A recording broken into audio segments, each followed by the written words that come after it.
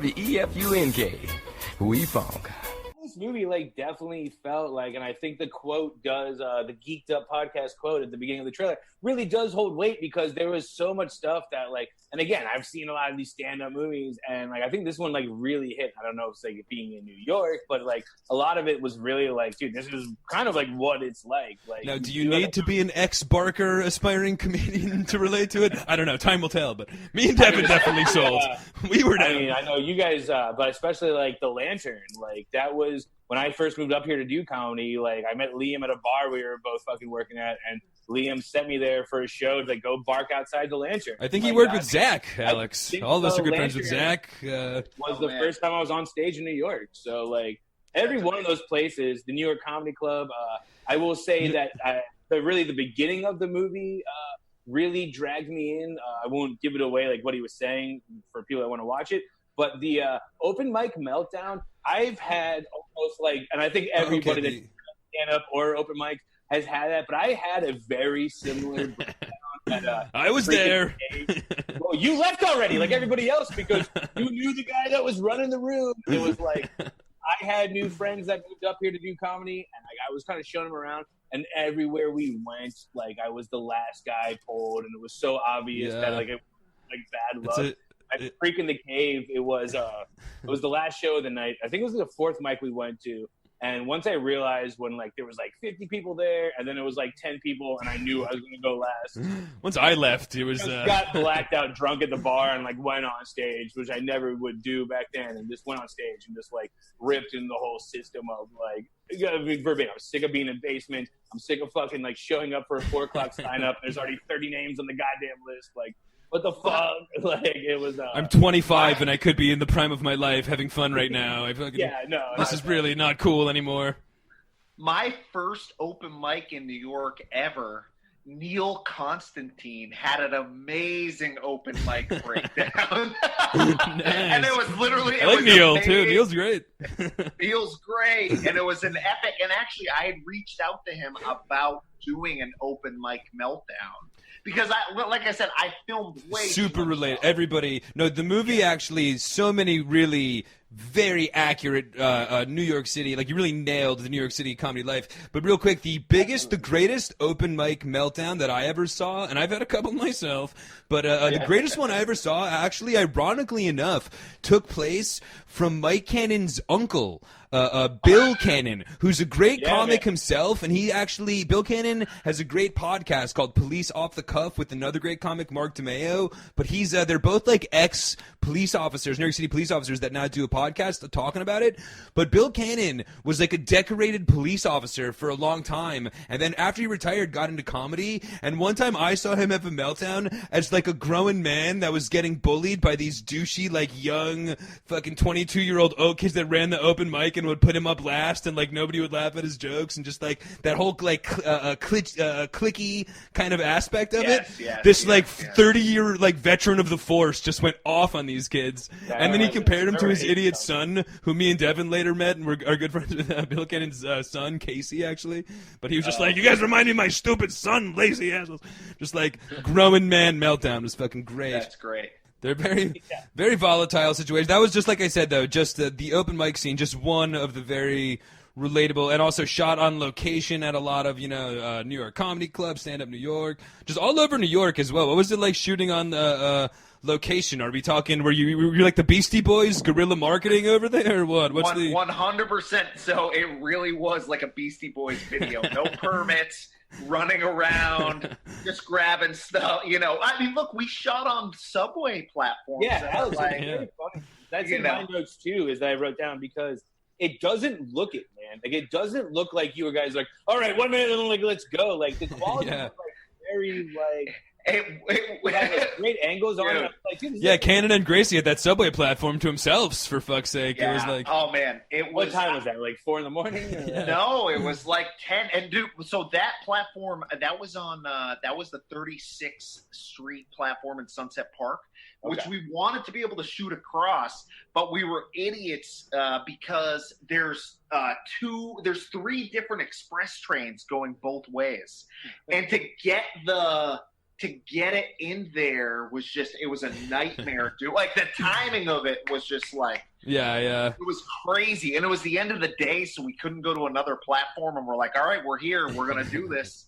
And, listen, I also want to just give some credit out to Savi Portillo. Dude, the guy who shot it was Who is that? Who's Savi Portillo? He's the cinematographer who shot this. Okay, and he was cool. 20 years old, had never shot a feature. I liked his. I found him from. He had shot these awesome skateboarding videos. Okay. And specifically there, where he like gets right in on the angle, and like it adds so much to the emotion. Yeah. I mean, dude. I mean, big props to him, dude, because like some of those film angles, like it was straight up like a professional. Like, it was great. It is, man. It was great. And like that opening shot, like at the open mic, I'm like, all right, let's film it. I mean, I would have just said straight on, but then he's like, I'm gonna shoot it from this angle, super and then up close, and it's so much better. How much better is it? No, for sure. It really feeds into like the panic and meltdown that you're fucking. And I guess we can kind of get into that real quick. That big shout out to him for his great work and help, because you did need, with all due respect, some help on this project. Because, like you mentioned, this was actually your first feature as well. So, like, you need to kind of be with a team that knows what you're doing. It was really like a Herculean task for you here, as you wrote the project. You were the director as well. Like I said, you were the asshole friend. So you were featured in the film. The whole editing. What was it like? You want to kind of just give us like a little bit of A to Z on the experience. Some of the highs and lows. The highs and lows. Yeah, I mean, A to Z. Basically, I hired a sound guy and I hired a DP. They were the entire crew, and I basically told them, "Hey, I'm focused on story and performance. Okay, so I want the sound. I'm not going to say you're the professional. You just do it. Okay." And they did a good job. Yep. You know, and then the same with the cinematography. So all I, as the director, really had to focus on was was story and performance. So at that point, it was just casting. You know, my biggest thing was just getting all the people for the right roles. And you did a great job there, man. Real home run there. Absolutely. Thank you. And then once you get, if you nail the casting, you've done 95% of the perforence. You know, that's right there, you know. I guess we can quickly just run through the rest of the cast real quick, as I did. I was going to say big props to having Tim Dillon in the dinner scene. Yes. He was hilarious, that scene. That was actually the first I've seen of him. And then Alex was telling me about him. I've checked his videos out and stuff. He's fucking really funny. Really funny comic there, Tim Dillon. I'm pretty sure it's Tim Dillon, but dude, great. That was another laugh out loud scene. Tim Dillon was in there. Derek Gaines, great comedy scene for Gaines, just crushing a set, fucking laugh out loud funny. Josh Accardo's scene, you know, Miss Cute Date. That was fucking laugh out loud funny. Chris Cotton, R.I.P. to Chris Cotton, really sad. Whole story there, but he was great, honestly, man. I met him a couple times back in the day. He was a real funny comic, but honestly, he was so there was something so likable and believable about him. Even compared to some of the other actors that did a great job, he was really he was great. Our good friend Akash Singh's a great comic. And I felt that Akash had so much funny stuff that was on the floor just because he was another one like Brian McCarthy, that bearded guy, and Amanda Van Nostrum, where they did so much funny stuff. Okay. The other two I want to point out, that in the montage where there's like he has like roommates yelling. Like, I don't know if you remember that. Like there's just people yelling. Like at the beginning of the movie. When he's doing like an open mic montage before he meets up with Gracie again. I shot so much hilarious stuff. Did you see where he's getting like booed on and he was like, I don't give a shit? You know what? It's earlier in the movie and you might not even notice. He just has these roommates yelling about the late rent, and it's real brief. It's real freaking brief, but they were amazing. Chris Bott and Ava Eisenson were amazing, and they got cut out most of it, but they were just so good, you know? Yeah, I want to talk a little bit more about that, but let me just give a couple more quick shout-outs to Kate Wolf. I was just going to say Kate Wolf and Akash were really funny. I could definitely see how they could have some stuff get cut, because I could see a lot of funny scenes with them, just dialogue-based scenes with Akash and Cade ripping on Mike, and you guys just having fun as well. Tom Cassidy was in there, I saw. How about big shout-outs to Sam Rubinoff and Lee Paul? Yes, no, vital. A show-stealing performance by Lee Paul. So really, all in all, man, just super talented. And Minuin Hart, throw him in Okay, there. yes. Yep. Minuin, definitely. So, yes, just super, super talented people, man, throughout the whole movie. So big shout out there for the casting, like you said. So then what exactly was so then you shot it all, like we said, you focused on their performances. So then give us a rundown on the editing process. How did that go wrong? Did you just film too much and it would have been a 3-hour movie if you didn't do, like, what exactly was the deal? Two kind of problems. One, actually, probably more than that, but yeah, I filmed too much, way too much, so it was bloated, and it was hard to. It was just this giant and so much good stuff. So it's like, how do you mold this into one thing? The second thing is, I didn't know how to edit, and it was too big of a job for the guy I hired to just keep asking for re-edits. Okay, so the scenes he was editing were coming out great. But the movie I kept having to ask stuff. And then also, because of my inexperience, there were gaps in the story. So two different times I had to ask people, like, I need one more day. Okay, I see. And things like I don't want to give much away, but the basketball scene? Scene? When you and Mike are playing? Yeah, and I didn't get that till the last day, and the movie and him and that wouldn't have worked. It wouldn't have worked without that. Yeah, you kind of mentioned that the romantic angle kind of evolved a little bit more than you thought as you were shooting. So when you first started off, you kind of had a little bit intended to be more focused on the comedy aspect. Yes. It was supposed to be like more comedy with the love story, and then in doing it, I realized, like, oh, this is the story that's actually resonating. Yeah, it's really not much of a movie without the love story. You know what I mean? No. You honestly made the right choice in that. Like, I know our fans would be surprised to hear that we do some editing on this show, and I think your editing, especially because you keep saying it's your first directing, first writing for a film, and dude, it doesn't show, man. Like, it just looks. I appreciate that. Thank you. I get to the editing part, especially when like you're making a film with buddies of yours and comics. I can only imagine it ran so long. I'm glad you didn't take the Liam approach and just cut out all my jokes. I know there would have been a lot more Alex Anderson in there if I were you. If it was the movie's about me. Well, what ends up being hilarious is I have all these great freaking actors, and then I'm like, I get the job done, but I'm not a great actor. But I end up, because I cast myself to be this utility guy, because you can't always have everybody. I'm like, worst case scenario, I can just shoot something with Mike and I'm in the movie. Yeah. You know what I mean? And then that ends up being all these vital things that actually get the story together. And so I end up being in it more than these, like, Brian and Amanda. Dude, very funny too, because like I thought your role was like pretty hilarious in it too. Thank you. As like the ball busting friend. And I'm gonna be honest too, it was like 20 minutes into recording this that I realized that was you. And I was much like the title of the film, I was like, wait a second. He's saying his name is Alex. I know Mike's name is Mike. It's funny because is this literal or? I keep forgetting I'm in the movie, right? And then you honestly did a great job too, man. In all honesty, I thought you were great as well. Thank really, you. I appreciate that, man. Really I appreciate funny. that. But I forget. That's what's gonna get edited out. That laugh is going to get put into after one of my jokes, I can assure you. I will say this though, I was wondering this, like watching this, and like you were saying, like first directing, first writing.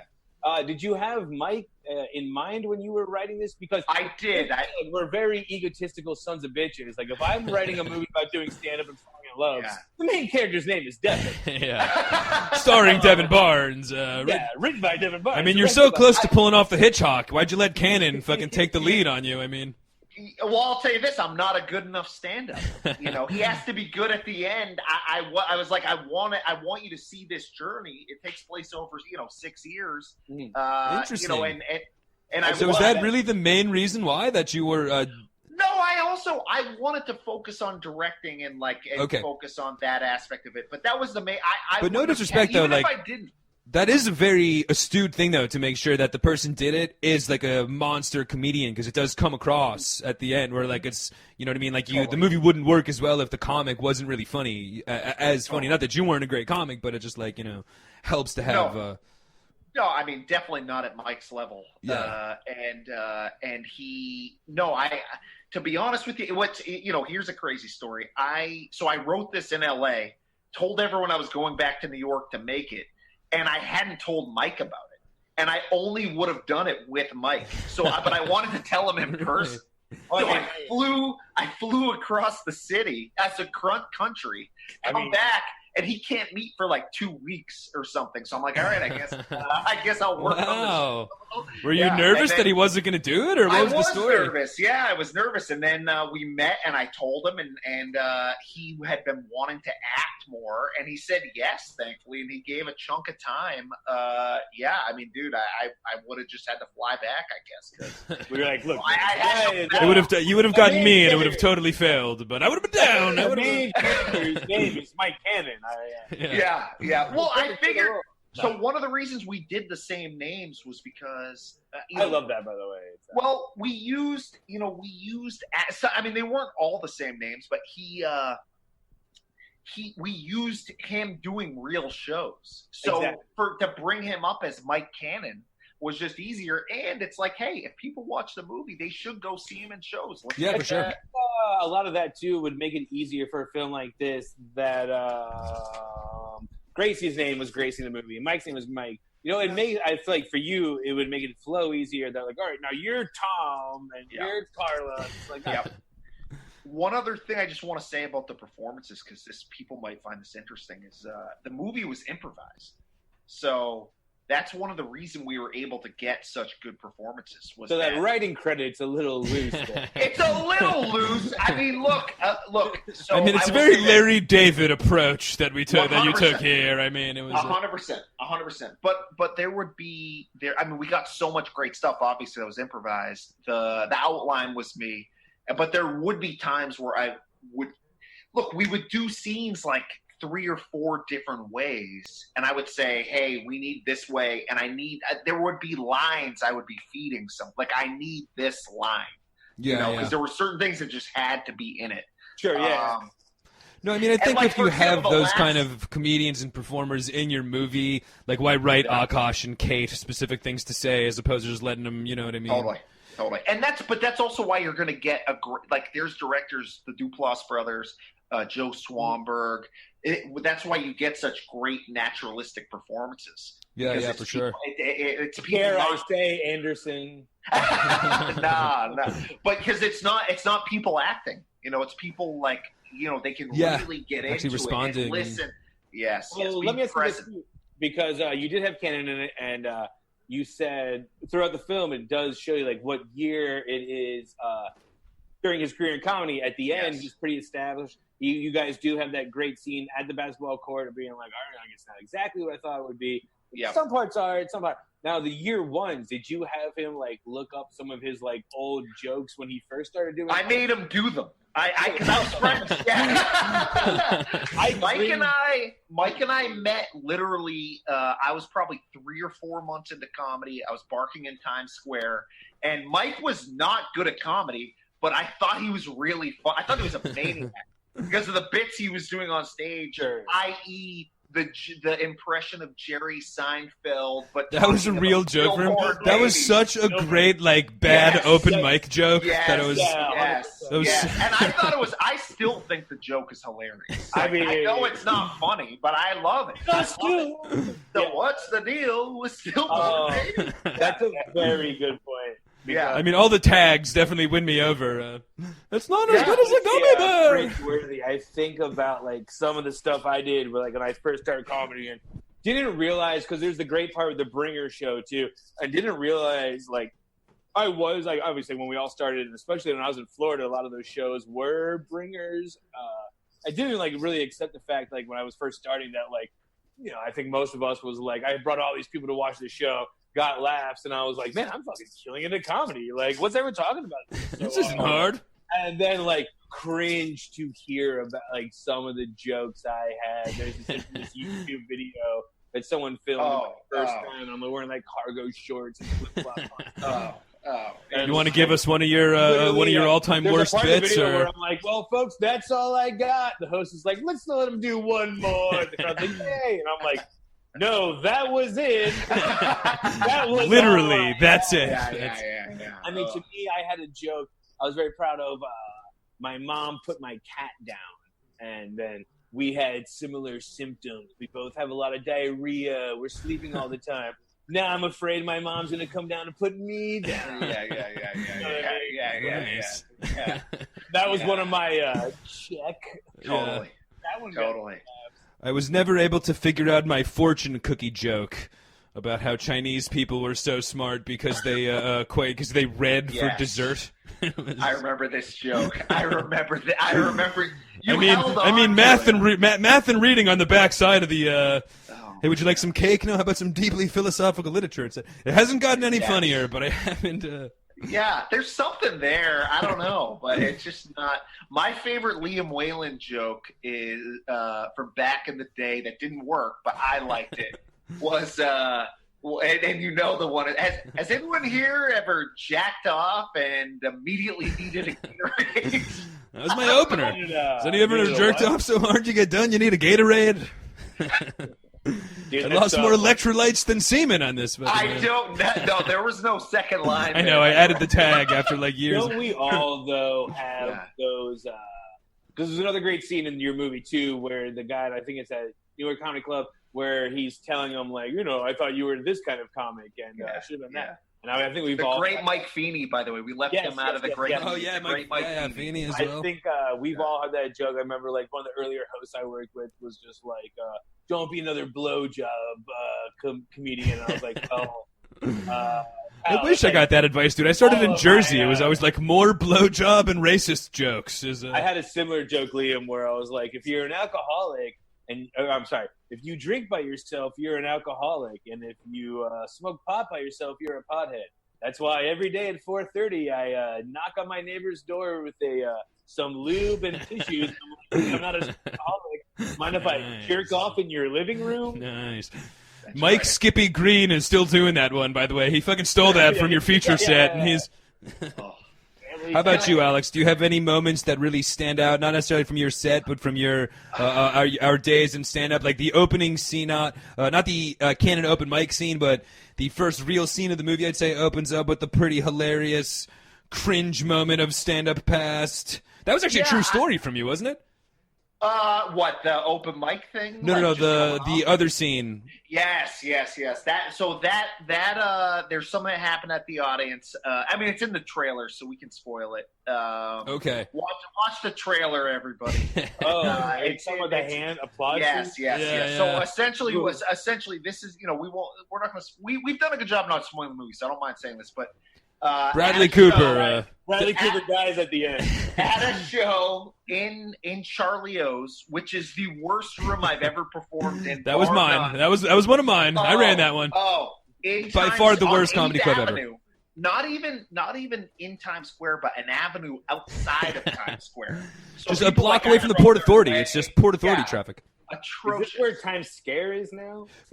1 block north of Times Square. Yeah, 1 block north. Much worse room. Dude, it had a karaoke mic for the thing. The sound system was atrocious. Everybody was so spread out. So you can even have 10 people there, but it's like massive. So there was no cohesion. I'm hosting. I'm trying to build some cohesion. I'm saying I'm not going to start the show till everybody starts clapping. Everybody's kind of lukewarm clapping. I rev them up. Come on, we need more. This one guy's refusing. Finally, I'm like, look, I'm not starting the show until you clap. We're having a staring contest. And then he actually had one arm and then one not arm. And he just slowly clapped while death glaring me. I should have addressed it as the host. I decide. Oh, hilarious. I bring up the comedian. Your first comic, Zach It might have been Gaines. I want to say it might have been Gaines. He's like, what was that? You're not going to address that. You're not going to address that. Yeah, you're gonna want to mention the one-armed stare down from. All the rules of like comedy etiquette and whatnot. Like you did that, and don't run away. Really happened, man. It really happened. It was nuts. Yeah. Yeah, I mean, all sorts of, and just one of many just rock-bottom stories in the world of stand-up comedy that get explored in the great feature film timing. I guess let's just kind of finish off, I guess, from the whole A to Z. We've kind of gotten through S&T by now. But I guess so we've wrote it, you shot it, we've worked on the editing and all that. Now give us the release whole process, especially here in Coronaville as me and Devin like to hang out. Did we have some effects with your movie supposed to be released? Yeah, the original time frame was more in May, right? Wait. So what we were going to do, I mean, we were going to do film festivals and build up a little bit of buzz and legitimacy. I mean, when you don't have name actors in a movie, you got to kind of get some legitimacy. Yep. I saw Barry rip. I mean, luckily he puts for us, the asses in the seats, folks. I mean, look, lucky for us, I mean, versus another indie film, it's set in comedy, so comedy fans, there actually are names. For sure. You know, and you could do a killer show to promote, like do a film fest and then have fucking Josh and Gaines and fucking, you know, I mean, these guys. Totally. But, but so basically, you know, the film it got into a couple film festivals. It was going to premiere at Peekskill Film Festival. It didn't. Obviously, everything's canceled. So I was like, look, let's just put it on. Let's get it up on Prime. Let's promote it. Let's get the algorithm working for us. So if you want, please let it play on Prime. Rate it highly. We're trying to that. And listen, if we get the algorithm going, it'll start to know who liked it and it'll start suggesting it. You know, for sure. It's good for you too by playing it so nonchalant, Mr. Hollywood. Let's just get it up on Prime. How excited just I get was those when I legs saw up that. and let the algorithm start kicking in. The trailer. I'm like, we made it, baby! WEFUNK. We funk.